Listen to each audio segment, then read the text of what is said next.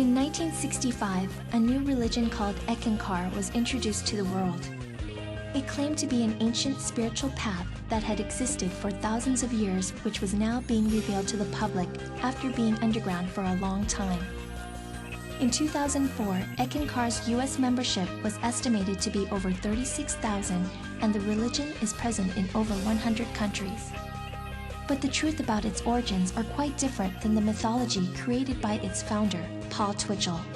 Throughout the 1950s and early 1960s, Twitchell had been a student of Swami Premananda in the Church of Absolute Monism, Kirpal Singh, the founder of Rouhani Satsang, and L. Ron Hubbard, the founder of Scientology. For a time, he made his living writing articles dealing with spirituality and the occult for magazines such as Orion, Search, and the Psychic Observer. In the mid-1950s, Twitchell claimed that Kirpal Singh's spirit, or light body, appeared before him numerous times in his Washington, D.C. apartment.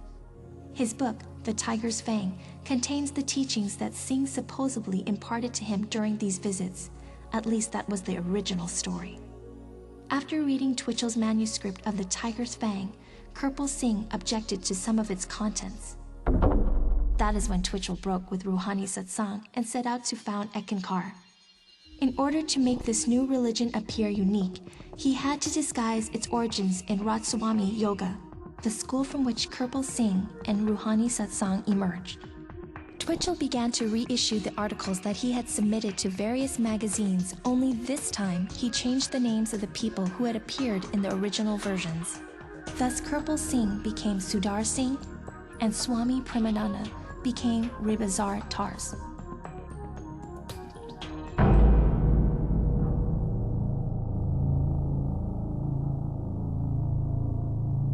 These revised articles and invented masters formed the basis of the religion of Eckankar.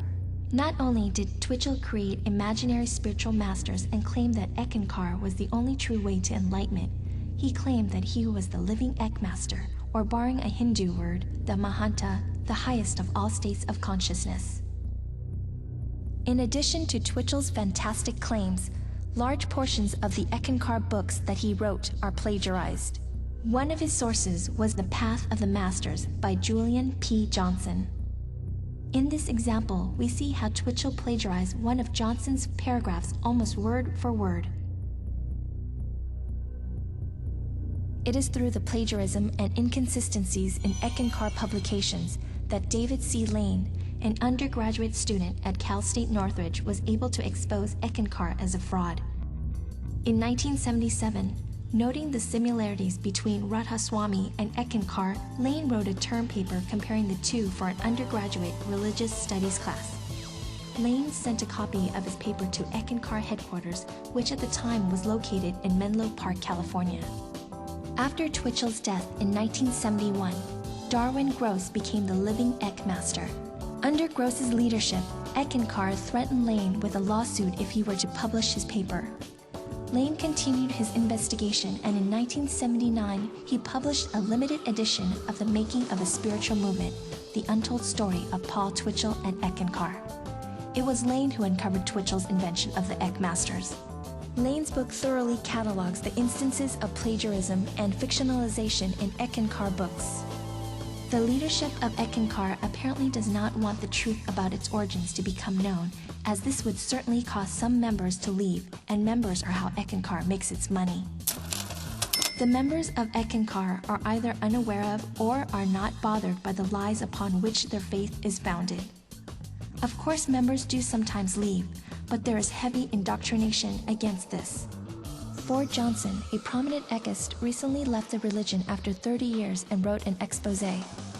In his book, Confessions of a God Seeker, he cites some of the threats in Eck literature that are meant to discourage members from leaving.